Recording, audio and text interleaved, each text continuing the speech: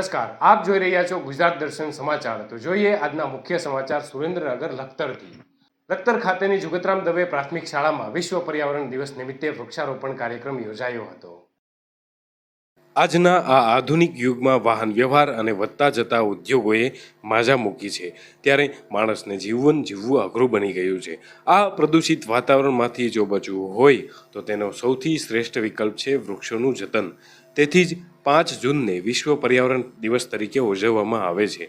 ત્યારે આજ રોજ શ્રી જુગતરામ દવે પ્રાથમિક શાળા નંબર 2માં તમામ સ્ટાફ મિત્રો, CRC બિરજાસિંહ રાણા સાહેબ, કેળવણી નિરીક્ષક શ્રી લખતર તેમજ શાળાના ઘણા બધા બાળકો હાજર રહીને પર્યાવરણ દિવસની ઉજવણી કરવામાં આવી હતી, જેમાં લીમડો તથા કરણજી એમ 2 પ્રકારના વૃક્ષો રોપવામાં આવ્યા હતા અને બાળકો દ્વારા તથા તમામ સ્ટાફ મિત્રો દ્વારા રેલી કાઢવામાં આવી હતી અને વૃક્ષો બચાવવા માટેના નારા લગાવવામાં આવ્યા હતા।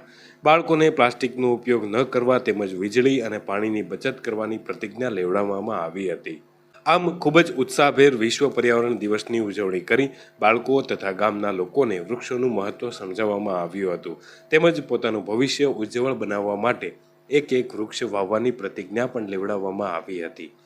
બ્યુરો રિપોર્ટ, ગુજરાત દર્શન સમાચાર, લખતર।